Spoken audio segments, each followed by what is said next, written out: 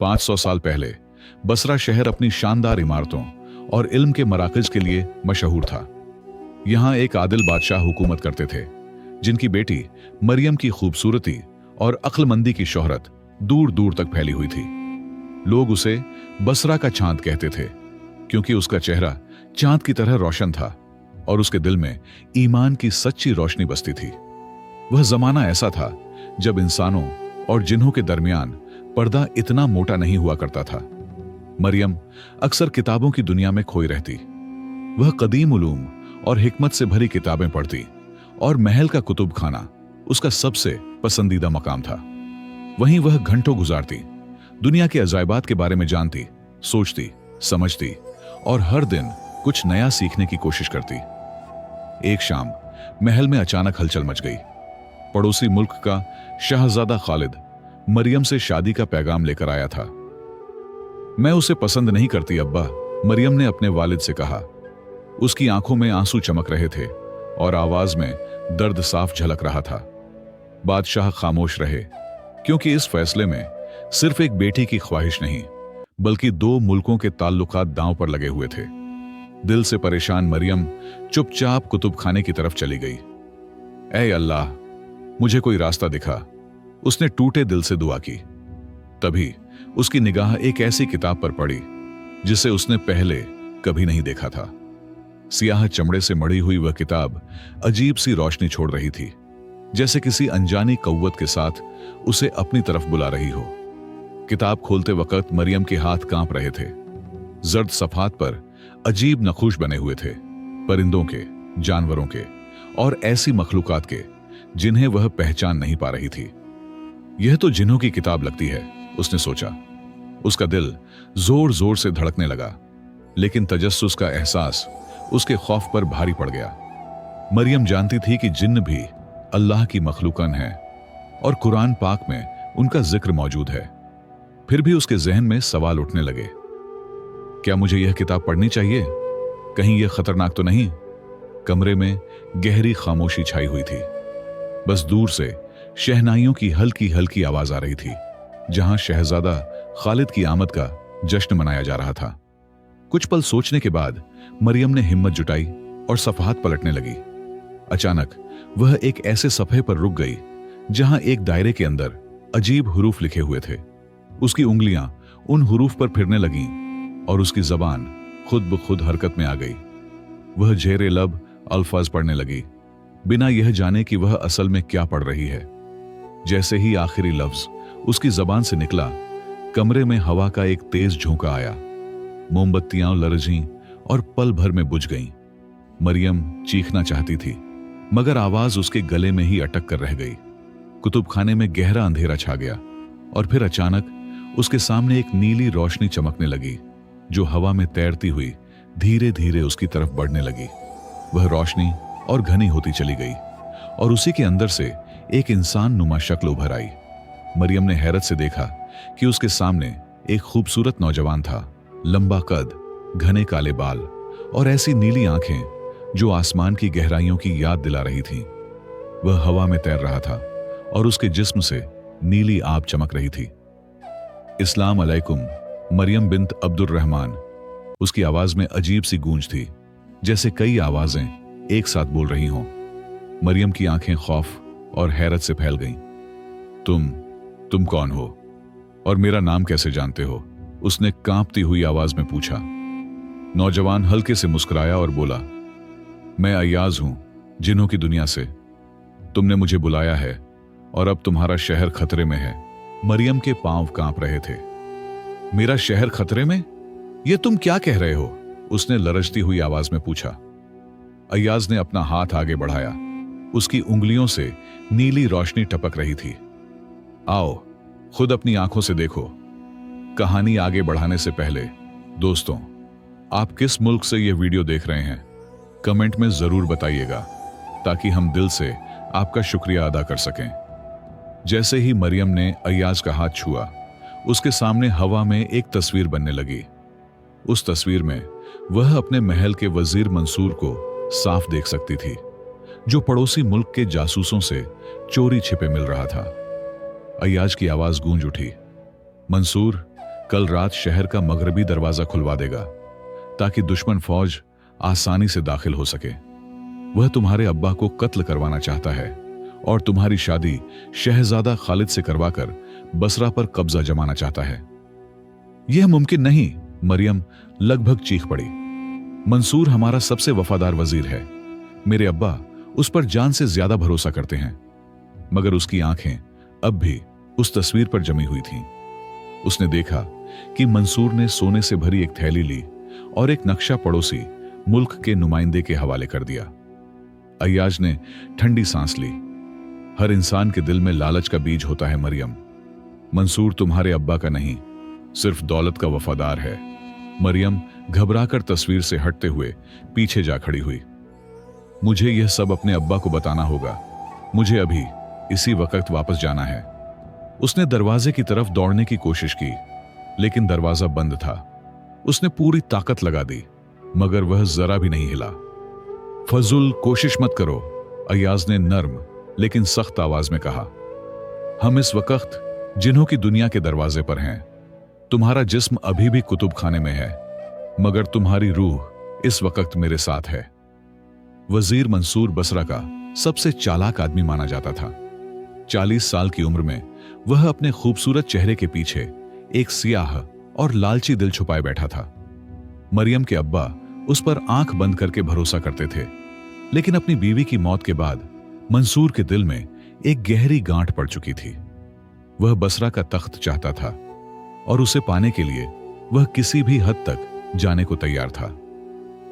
मैं तुम्हारे खानदान को अच्छी तरह जानता हूं मरियम, अय्याज की आवाज में गहरी संजीदगी थी। बहुत साल पहले तुम्हारे दादा ने मुझे आजाद किया था। मैं एक जालिम जिन्न का गुलाम था जो इंसानों को नुकसान पहुंचाने में खुशी महसूस करता था। तुम्हारे दादा ने मुझे उस गुलामी से छुड़ाया और मैंने उनसे वादा किया था कि जब भी उनके खानदान पर कोई खतरा आएगा मैं मदद के लिए जरूर आऊंगा। मरियम अभी भी उलझन में थी। लेकिन मैं तुम्हारी बातों पर यकीन क्यों करूं? हो सकता है यह सब झूठ हो सकता है तुम मुझे धोखा दे रहे हो। अय्याज हल्के से मुस्कुराया। तुम्हें मेरी बातों पर यकीन करने की जरूरत नहीं। ये लो। उसने एक चमकता हुआ नीला नगीना मरियम की तरफ बढ़ाया। यह हकीकत का नगीना है, इसे अपने पास रखो। जब भी तुम किसी झूठे इंसान के सामने जाओगी यह नगीना ठंडा हो जाएगा और तुम सच को पहचान लोगी। मरियम ने कांपते हुए हाथों से वह नगीना थाम लिया। अगर मैं तुम्हारी बात मान लूं, उसने धीमी आवाज में पूछा, तो तुम मुझे बसरा वापस कब भेजोगे? अय्याज ने सर झुका लिया। अभी नहीं, हमारे पास सिर्फ 3 दिन हैं। उससे पहले तुम्हें जिन्हों की दुनिया में कुछ सीखना होगा, कुछ ताकत हासिल करनी होगी, तभी तुम अपने अब्बा को बचा पाओगी। मरियम के दिल में एक साथ खौफ भी था और उम्मीद भी। उसे अपने अब्बा का चेहरा याद आया, फिर मंसूर की चालों का ख्याल जहन में गूंजने लगा। क्या वह वाकई एक जिन्न पर भरोसा कर सकती थी? उसने कुरान पाक की आयत याद की, जहां अल्लाह ताला फरमाते हैं कि जिन्न भी इंसानों की तरह मुख्तलिफ होते हैं, उनमें अच्छे भी होते हैं और बुरे भी। क्या अय्याज सच में अच्छा जिन्न था? क्या वह सच बोल रहा था? कई लम्हों की खामोशी के बाद मरियम ने आखिरकार फैसला कर लिया। ठीक है अय्याज, मैं तुम्हारे साथ जाऊंगी और जो भी सीखना होगा सीखूंगी, लेकिन अगर तुमने मुझे धोखा दिया तो। उसकी बात पूरी भी नहीं हुई थी कि अचानक अय्याज के हाथ से एक तेज नीली रोशनी निकली और मरियम को चारों तरफ से घेर लिया। उसे महसूस हुआ जैसे वह हवा में उड़ रही हो। हर तरफ तारीकी थी, बस नीली रोशनी चमक रही थी। तुम मुझे कहां ले जा रहे हो?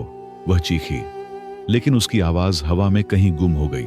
मरियम की आंखें खुलीं तो उसने खुद को एक अजीब सी दुनिया में पाया। आसमान बनफशी रंग का था और सूरज नीली रोशनी बिखेर रहा था। दरख्त उल्टे लटके हुए थे, उनकी जड़ें आसमान की तरफ थीं और शाखें जमीन की ओर झुकी हुई थीं। जिन्हों की दुनिया में खुश आमदीद, अय्याज ने कहा। यहां हर चीज तुम्हारी दुनिया से मुख्तलिफ है, मगर घबराना मत, मैं तुम्हारे साथ हूं। पहला सबक यही है कि यहां हर चीज का असल रूप देखना सीखो, क्योंकि जाहिरी शक्ल अक्सर धोखा दे देती है। अय्याज मरियम को एक ऊंची पहाड़ी की चोटी पर ले गया, जहां से पूरी जिन्हों की बस्ती साफ नजर आ रही थी। यहां हमारे 7 कबीले रहते हैं, उसने समझाया। हर कबीले के अपने कानून हैं, अपने रस्म और रिवाज हैं। मैं आतिश कबीले से ताल्लुक रखता हूं। मरियम ने हैरत से देखा कि कुछ जिन परिंदों की तरह उड़ रहे थे, कुछ पानी में आजादी से तैर रहे थे, कुछ जमीन पर चल रहे थे और कुछ दरख्तों की शाखों पर बैठे थे। बसरा को बचाने के लिए तुम्हें 3 चीजें सीखनी होंगी, अय्याज ने संजीदगी से कहा। पहली, जिन्हों की जबान, ताकि तुम हमारी ताकत के विरुद्ध पढ़ सको। दूसरी, अपने खौफ पर काबू पाना, क्योंकि खौफ तुम्हारा सबसे बड़ा दुश्मन है। और तीसरी, अपने दिल की आवाज सुनना, क्योंकि वही तुम्हें बताएगा कि कौन सच बोल रहा है और कौन झूठ। मरियम ने दिल की गहराइयों से महसूस किया कि यही वह जगह है जहां उसे होना चाहिए था। मैं तैयार हूं, उसने मजबूत आवाज में कहा। मुझे जो सिखाना है सिखाओ। मैं अपने अब्बा और बसरा को जरूर बचाऊंगी, चाहे इसके लिए मुझे कितनी ही मुश्किलों का सामना क्यों न करना पड़े। अय्याज ने उसके अज़्म को देखा और हल्के से मुस्कुराया। तुम में तुम्हारे दादा की रूह बसती है मरियम, वह भी ऐसे ही बहादुर थे। पहला सबक यहीं से शुरू हुआ। अय्याज ने मरियम को एक चट्टान पर बिठाया और कहा, आंखें बंद करो और ध्यान से सुनो। जैसे ही मरियम ने आंखें बंद की, हवा में अजीब सी आवाजें गूंजने लगीं, मानो कोई धीमे धीमे गा रहा हो। यह जिन्हों की जबान है, अय्याज ने बताया। यह संगीत की तरह होती है, हर लफ्ज एक सुर है और हर जुमला एक राग। इसे समझने की कोशिश मत करो, बस महसूस करो, दिल से सुनो, फिर दोहराओ। घंटों की मशक्कत के बाद भी मरियम एक भी लफ्ज ठीक से अदा नहीं कर पाई। वह मायूस होकर बोली, मुझसे नहीं हो पा रहा अय्याज, मैं कैसे सीखूंगी। अय्याज ने नरमी से उसका हाथ थाम लिया। सब्र रखो मरियम, कोई भी कमाल पहली कोशिश में हासिल नहीं होता। याद रखो, अल्लाह ने फरमाया है कि वह सब्र करने वालों के साथ होता है। मरियम ने गहरी सांस ली और अल्लाह का नाम लेकर फिर से कोशिश की। दूसरा दिन आया और मरियम ने नई हिम्मत के साथ मशक शुरू की। इस बार उसने आंखें बंद कर लीं और दिल से सुनने लगी। अचानक एक लफ्ज उसके जहन में साफ उभर आया, नूर, रोशनी। उसने उसे दोहराया और जैसे ही वह लफ्ज उसके मुंह से निकला, उसकी उंगलियों से हल्की सी चमक फूट पड़ी। अय्याज के चेहरे पर मुस्कान फैल गई। शाबाश मरियम, तुमने अपना पहला जादुई लफ्ज सीख लिया है। तीसरे दिन मरियम का दूसरा इम्तिहान था, खौफ पर काबू पाना। अय्याज उसे एक गहरी खाई के किनारे ले गया और बोला, इस बार छलांग लगाओ। मरियम ने नीचे झांका। खाई इतनी गहरी थी कि उसकी तह दिखाई ही नहीं दे रही थी। यह नामुमकिन है, वह घबराकर बोली, मैं गिर जाऊंगी, मर जाऊंगी। अय्याज ने शांति से कहा, यही तो इम्तिहान है। यहां हर चीज वही बन जाती है जैसा तुम समझती हो। अगर तुम समझोगी कि तुम गिरोगी तो तुम जरूर गिरोगी। मरियम ने आंखें बंद की, गहरी सांस ली और अल्लाह का नाम लिया। बिस्मिल्लाहिर्रहमानिर्रहीम कहते हुए उसने छलांग लगा दी। उसके दिल में खौफ था, लेकिन उसने खौफ के बजाय यकीन को चुना। और फिर एक अजीब सा करिश्मा हुआ। वह गिरी नहीं, बल्कि हवा में तैरने लगी, बिल्कुल एक परिंदे की तरह। यह कैसे हो सकता है? उसने हैरत से पूछा। अय्याज ने जवाब दिया, यह तुम्हारा यकीन है मरियम। यकीन वह ताकत है जो पहाड़ों को भी हिला सकती है। आखिरी दिन मरियम का सबसे अहम सबक था, अपने दिल की आवाज सुनना। अय्याज उसे एक आईने के सामने ले आया। इसमें देखो, उसने कहा, और अपने सच्चे रूप को पहचानो। मरियम ने जैसे ही आईने में झांका, उसे अपना चेहरा नजर नहीं आया। उसके सामने उसका बचपन था, उसकी खुशियां, उसके गम, उसके खौफ, उसकी कमजोरियां, सब कुछ। उसने अपनी पूरी जिंदगी देखी, अपने अमाल और अपने फैसलों को। उसकी आंखों से आंसू बहने लगे। कुछ देर बाद उसने गहरी सांस ली और कहा, मैं तैयार हूं अय्याज, अब मैं घर जाना चाहती हूं। अय्याज ने सर हिलाया। हां मरियम, तुम तैयार हो, लेकिन याद रखो, असल इम्तिहान अब शुरू होने वाला है। मरियम की आंखें खुलीं तो वह अपने महल के कुतुब खाने में थी, बिल्कुल उसी जगह जहां से उसका सफर शुरू हुआ था। वह जिन्हों की दुनिया से लौट आई थी। मगर उसके दिल में एक सवाल गूंज रहा था, क्या वह सच में वहां गई थी या यह सब बस एक ख्वाब था। उसने धीरे से अपनी मुट्ठी खोली। नीला नगीना अब भी चमक रहा था। उसका दिल जोर से धड़का। यह सच था, उसने खुद से कहा। कुतुब खाने के बाहर शहनाइयों की आवाज गूंज रही थी। पूरे महल में शादी की तैयारियां जोरों पर थीं। मरियम तेज कदमों से महल के अंदर पहुंची और अपने अब्बा को ढूंढने लगी। वह तख्त पर बैठे थे और वजीर मंसूर से बातें कर रहे थे। जैसे ही मरियम करीब आई, उसके हाथ में रखा नगीना अचानक ठंडा हो गया, बिल्कुल बर्फ की तरह। उसका दिल बैठ गया। अब्बा, मुझे आपसे तन्हाई में बात करनी है, उसने संभल कर कहा। मंसूर ने हल्की मुस्कान के साथ बीच में दखल दिया। शहजादी, आज आपकी शादी का दिन है, आपको तैयार होना चाहिए। मरियम ने साफ महसूस किया कि वह उसे वहां से हटाना चाहता है। बादशाह ने मरियम को गौर से देखा। मेरी बेटी, तुम परेशान लग रही हो, क्या कोई बात है? मरियम का दिल चाहा कि वह सब कुछ उसी वक्त बता दे, मगर मंसूर वहीं खड़ा था, उसी झूठी मुस्कान के साथ। कुछ नहीं अब्बा, उसने झिझकते हुए कहा। मैं बस शादी को लेकर घबरा रही हूं। जैसे ही यह झूठ उसके मुंह से निकला, नगीना और ज्यादा ठंडा हो गया।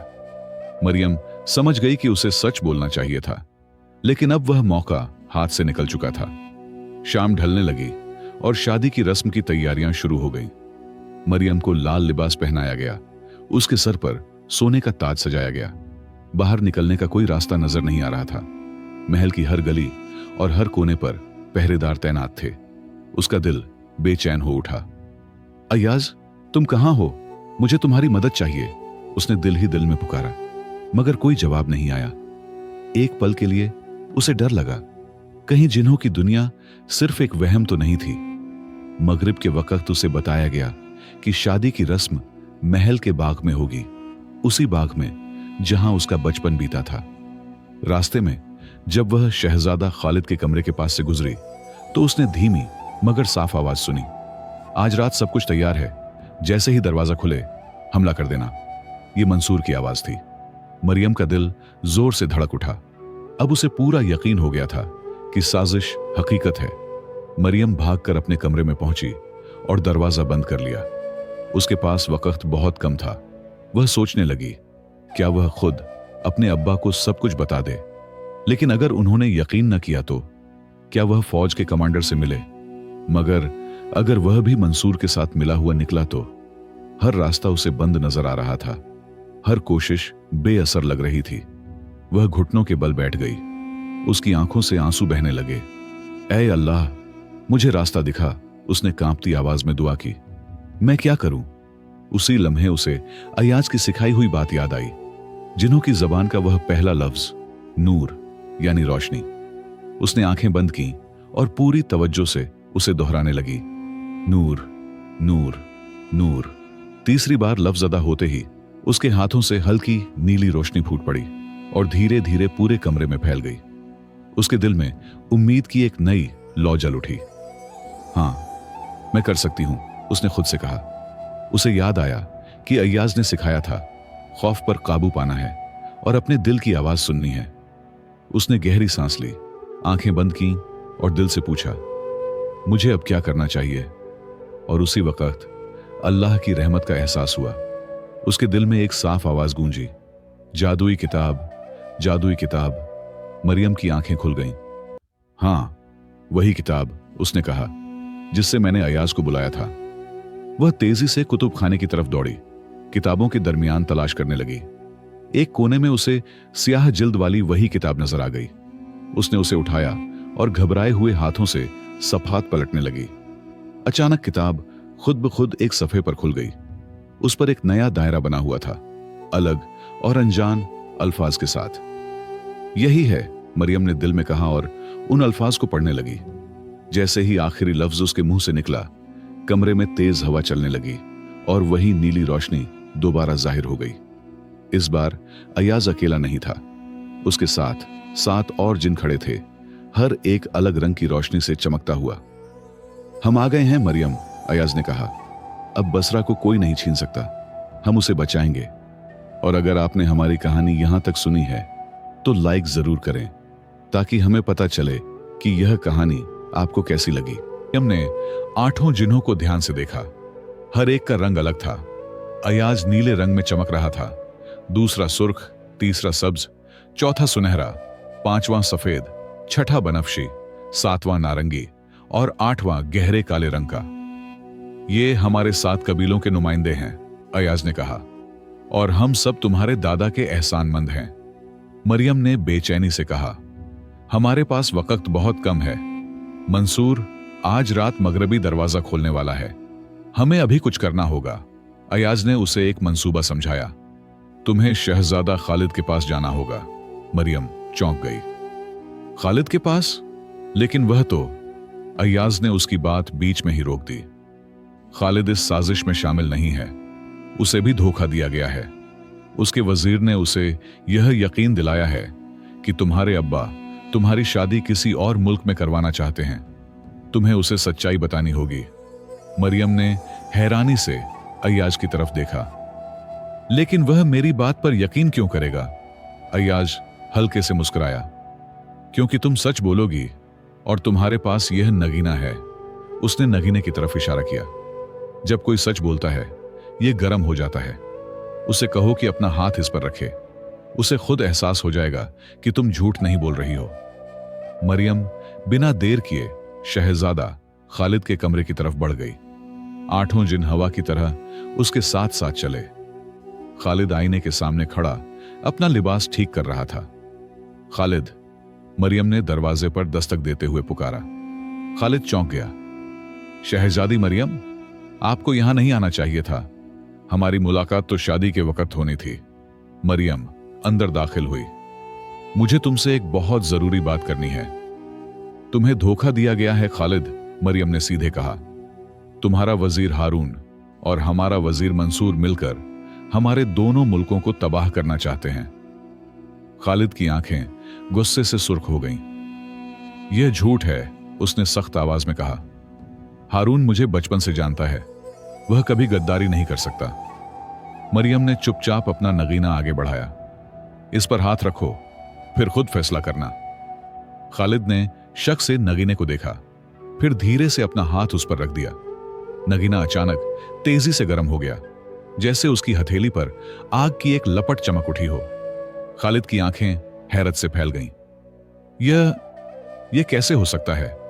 मरियम ने उसे पूरी कहानी सुना दी, जिन्हों की दुनिया से लेकर मंसूर की साजिश तक। हर लफ्ज के साथ खालिद को समझ आता गया कि हारून ने उसे किस तरह मोहरे की तरह इस्तेमाल किया था। तो अब हमें क्या करना चाहिए? खालिद ने पूछा। उसके चेहरे पर अब गुस्सा था, मगर मरियम के लिए नहीं, बल्कि उन गद्दारों के लिए। हमारे पास ज्यादा वक्त नहीं है, मरियम ने कहा। मंसूर रात को मगरबी दरवाजा खोल देगा। हमें अब्बा को सच बताना होगा, लेकिन मंसूर हर वक्त उनके आसपास रहता है। पहले हमें उसे अलग करना होगा। उसी लम्हे अयाज जाहिर हुआ। इस बार उसे सिर्फ मरियम और खालिद ही देख सकते थे। मेरे पास एक मंसूबा है, अयाज ने कहा। शहजादा खालिद, आप अपने वजीर हारून को यहां बुलाइए। हम एक ऐसा खेल खेलेंगे कि वह खुद ही अपनी साजिश का इकरार कर लेगा।